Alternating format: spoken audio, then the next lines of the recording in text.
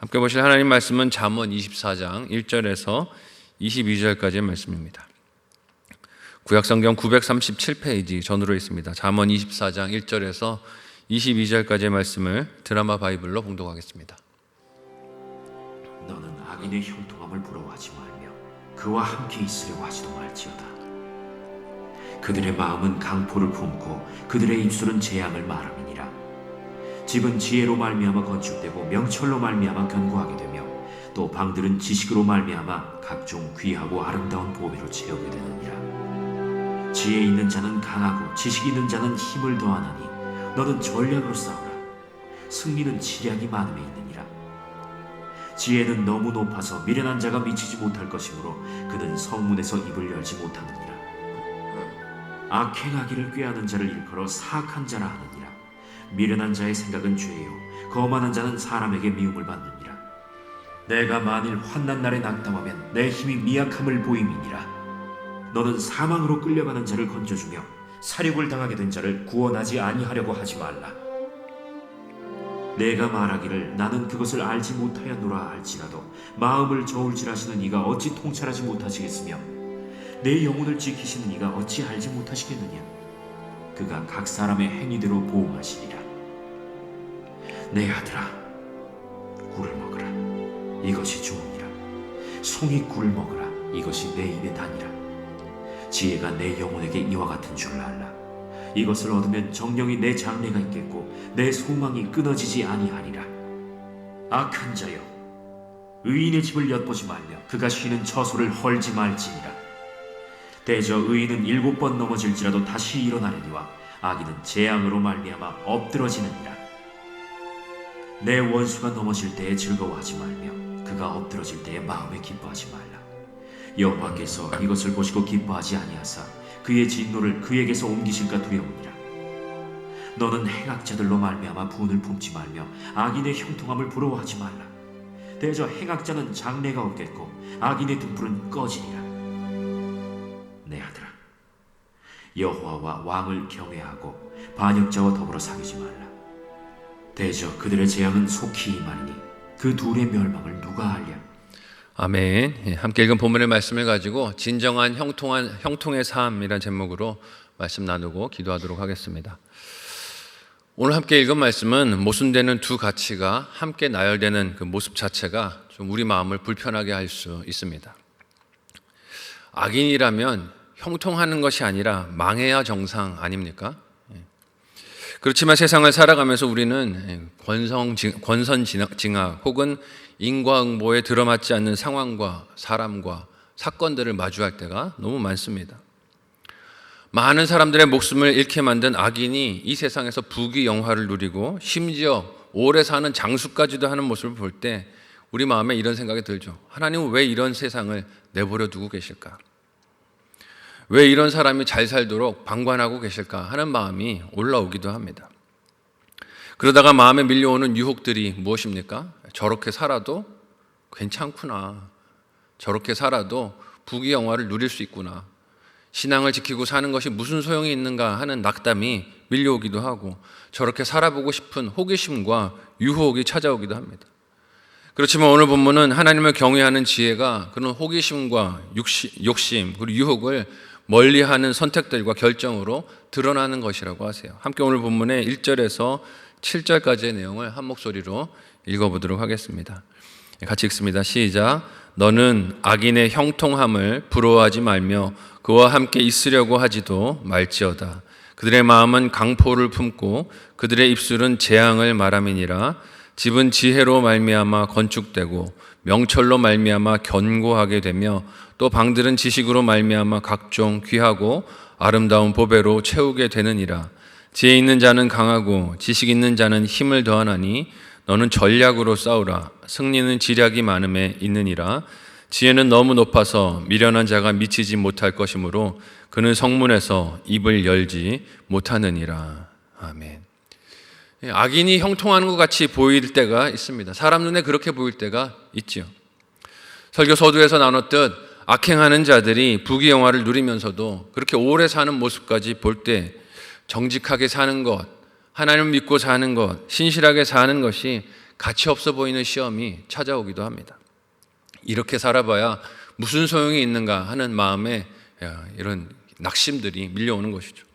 하지만 오늘 본문은 부러워하지 말라고 하세요. 악인의 형통함을 부러워하지 말라고 하십니다. 그리고 더불어 그와 함께 있으려고도 하지 말라고 합니다. 우리가 형통해 보이는 악인들과 왜 있으려고 합니까? 거기서 얻을 이익이 있지 않을까 하는 기대하는 마음이 있기 때문이겠죠. 근데 그렇게 하지 말라는 이유가 무엇입니까? 2절 말씀을 보니 그들의 마음은 강포하고, 이 강포하다라는 말의 뜻이 무엇입니까? 우악스럽고 사나움을 품고 있다는 뜻이에요. 그 입에는 재앙을 말하는 언어가 있기 때문이다라고 하십니다. 즉 당장 형통해 보여도 하나님 말씀은 무엇입니까? 그게 진짜 형통이 아니라는 것이에요. 분별하라는 말씀 아니겠습니까? 여기서 우리가 하나 깨달아 알 수 있는 것은 악인이 형통하게 사는 것처럼 보이는 것이 하나님을 의지하는 사람들의 마음을 또 믿음을 연단하시는 훈련의 장이 된다는 것이에요. 그 사람들이 잘해서 형통한 것이 아니라 우리 믿음을 훈련하시고 단련하시기 위해서 훈련하는 장이 그렇게 보이는 현상들이 될 수 있다는 것입니다. 여러분, 누가 사람을 믿으려고 할 때, 어떤 대상을 믿으려고 할 때 거기에는 시련과 어려움을, 그 터널을 통과하는 과정이 있게 마련입니다. 누군가를 믿는다라고 말할 때 그 믿는 과정에 무엇이 있습니까? 그 믿기 어려운 어려움의 과정들이, 고난의 과정들이 있어요. 이런 과정이 이어지는 3절 이하에서는 세워지는 집의 비유로 설명되고 있습니다. 3절이 말하는 집은 물리적인 건물이 아니라 한 사람의 인생이자 하나님을 향한 믿음의 여정을 뜻하기도 합니다. 그런데 이것이 지혜로 말미암아 건축되고 명철로 말미암아 견고하게 된다라고 말씀하세요. 악한 자의 형통을 부러워하지 말라는 권고 뒤에 이 내용이 나오는 이유가 무엇이겠습니까? 그들의 형통이 외적으로는 집이 잘 세워지는 것 같이 보일 수 있어도 실체는 그렇지 않다는 것이에요. 이 땅에서 잘 먹고 잘 사는 것이 진짜 형통이 아니라는 것입니다. 속지 말라는 것이에요. 왜냐하면 진정 인생집을 견고하게 세우는 길은 사람의 수단과 계획을 통해서 되는 것이 아니라 하나님께서 주시는 은혜 그리고 섭리로 되는 일이기 때문입니다. 그래서 7절은 이 지혜가 너무 높아서 미련한 자에게는 미치지 못하고 성문에서 그 미련한 자는 입도 열지 못한다라고 합니다. 당시 성문은 백성들이 그들의 리더들에게 송사의 문제를 판결받거나 어떤 사건의 옳고 그름의 문제를 가지고 나와 도움을 받는 광장, 법정으로서의 기능을 했어요. 하지만 하나님께서 주시는 지혜가 없으면 그런 판단들과 선택들 사이에서 어떤 것도 입을 열어서 말하지 못한다는 것이에요. 이처럼 인생의 집을 세우는 지혜는 형통해 보이는 악인들의 부귀영화나 그들의 약삭바른 처세술로는 이해할 수가 없는 것이라는 것입니다. 따를 수 있는 것이 되지 못함을 말하고 있어요. 그리고 성경이 말하는 궁극적인 지혜가 예수 그리스도의 복음인 것을 돌아볼 때 악인의 형통함을 부러워하며 사는 인생은 결코 복음 안에 담겨있는 십자가 복음의 은혜를, 그 지혜를, 구원받는 삶을 이해하지 못한다는 것입니다. 믿을 수도 없고 볼 수도 없다는 것이에요. 왜 그렇습니까? 이 땅에서 사는 것이 전부라고 생각하기 때문이에요.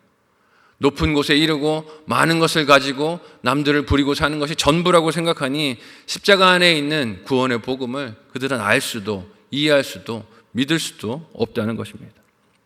그런데 우리는 역으로 악인의 형통함을 부러워하며 살지 않습니까?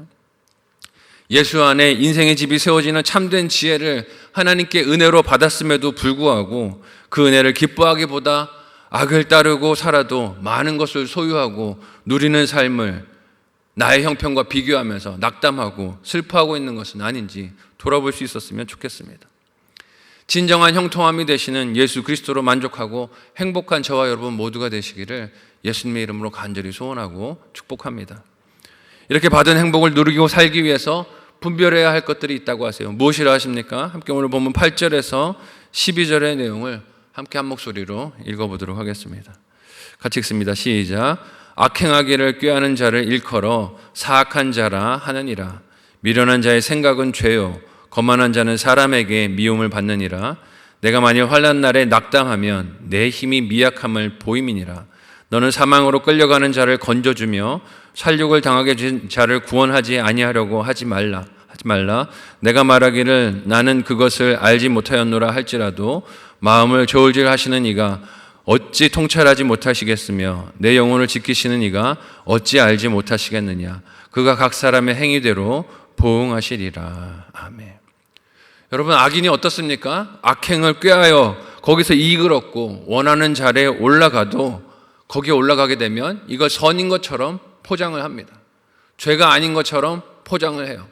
법정을 이용해서든 자기 권력을 이용해서든 마치 괜찮은 일인 것처럼 그렇게 덮으려고 합니다.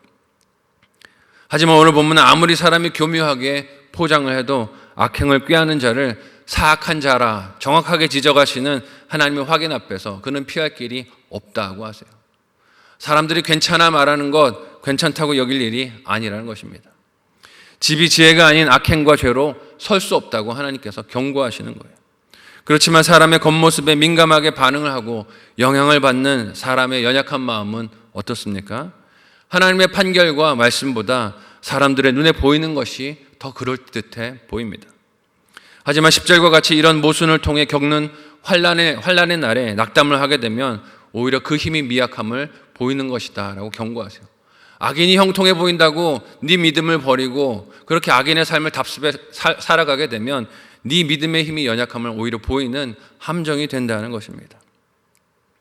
악인이 잘 되는 것 같이 보이는 문제로 낙심하고 절망하는 것이 정당하지 못하다라는 하나님의 경고의 말씀이세요. 오히려 하나님의 백성은 이런 문제로 낙심하며 사망으로 끌려가는 자들을 건져주어야 한다고 하십니다. 살육을 당하게 된 자를 돕고 구원에 이르도록 섬기는 일에 힘을 내야 하는 것이 하나님 백성의 사명이라는 것입니다. 자기 영혼을 이런 악한 세상의 가치관에서 방어하고 지킬 뿐만 아니라 타인도 예수 그리스도 안에 있는 구원을 믿고 영생을 얻도록 힘을 내서 전도해야 한다는 뜻 아니겠습니까? 우리는 이런 전도의 사명을 여러 이유와 핑계들로 회피할 때가 많지만 하나님은 마음을 저울질하시는 분이다 라고 하십니다. 네가 그를 구원할 수 있었는데 외면하고 돌아섰던 것을 하나님은 다 아신다는 뜻이에요. 그 중심을 살피시고 영혼 구원의 사명 앞에서 어떤 선택과 행동을 했는지를 따라서 하나님이 그 행동을 갚으실 것이다 경고하십니다. 그러니 날마다 우리의 눈과 우리의 귀를 하나님 말씀에 고정하고 악한 속임수의 유혹을 끊고 물리쳐야 하지 않겠습니까? 이를 위해 오늘 본문은 무엇을 그 아들에게 권면하며 따르라고 충고합니까? 함께 13절에서 14절까지의 말씀을 한 목소리로 읽어보도록 하겠습니다. 같이 읽습니다. 시작. 내 아들아 꿀을 먹으라. 이것이 좋으니라. 송이 꿀을 먹으라. 이것이 내 입에 다니라. 지혜가 내 영혼에게 이와 같은 줄을 알라. 이것을 얻으면 정령이 내 장래가 있겠고 내 소망이 끊어지지 아니하리라. 아멘. 여러분, 여기서 말하는 꿀과 송이 꿀이 무엇이겠습니까? 읽은 잠언의 문맥상 하나님을 경외하는 지혜를 뜻하는 것이고 그 지혜는 하나님의 말씀인 줄로 믿습니다. 말씀을 가까이 하라는 것이에요. 그래서 날마다 하나님의 말씀을 묵상하며 그 음성에 귀를 기울이는 일은 우리의 삶의 최우선이 되어야 할 줄로 믿습니다. 왜 그렇습니까? 그 말씀이 없이는 악인의 형통함을 부러워하지 아니하며 따르지 않을 방법이 없기 때문이에요. 말씀의 시선을 고정하지 않으면 늘 악인들의 잘 되어 보이는 모습이 부럽습니다. 그래서 거기를 따라가려고 해요. 아, 이게 아닌데 하는 것을 알면서도 거기로 그렇게 끌려가게 되는 것입니다. 이어지는 구절은 악인이 계획하는 일들이 타인의 삶과 처소를 망가뜨리는 일이며 반대로 의인은 어떤 재앙과 고난에서도 다시 일어나고 믿음의 길을 걷는 그 모습이 대조적인 것을 우리에게 말합니다. 여기서 또 우리의 눈을 끄는 것은 의인이 재앙을 만나지 않는다라고 하시지 않는다는 거예요. 뭐라고 말씀하십니까? 재앙을 만나지만 넘어져도 7번이라도 다시 일어난다라고 말씀하세요. 포기를 부추기는 악인의 형통함이 그 눈앞에 날마다 펼쳐져도 하나님께서 택하신 백성은 아주 넘어져서 낙심하고 엎드러지지 아니하고 다시 일어나서 또 그 믿음의 길을 걸어간다 하는 것입니다. 그것이 오늘 저와 여러분의 신앙 여정인 줄로 믿습니다. 넘어지지 않는 게 아니에요. 넘어지기도 합니다. 낙심하기도 해요. 쓰러지기도 합니다. 그렇지만 하나님이 택한 지혜의 사람은 다시 일어나서 그 믿음의 길을 가는 것입니다. 저도 많은 날을 여러 문제로 넘어졌던 기억이 납니다. 없는 자녀의 문제로 넘어졌고 늦어진 학업의 문제로 넘어졌고 진로의 문제로 넘어지고 또 넘어졌지만 하나님의 은혜로 다시 일으켜 주셨을 때 다시 일어서서 하루하루 그 길을 걸어갔던 기억을 합니다. 세상의 모순과 악인의 형통함이 우리 눈앞에 보여도 하나님은 하나님의 뜻을 반드시 이루어 주실 줄로 믿습니다. 택하신 자녀들의 구원을 반드시 성취하여 가십니다. 그러니 그 하나님을 믿고 넘어지는 어려움이 있어도 다시 일어나 믿음의 길을 걸어가는 저와 여러분 모두가 되시기를 예수님의 이름으로 간절히 소원하고 축복합니다. 아멘.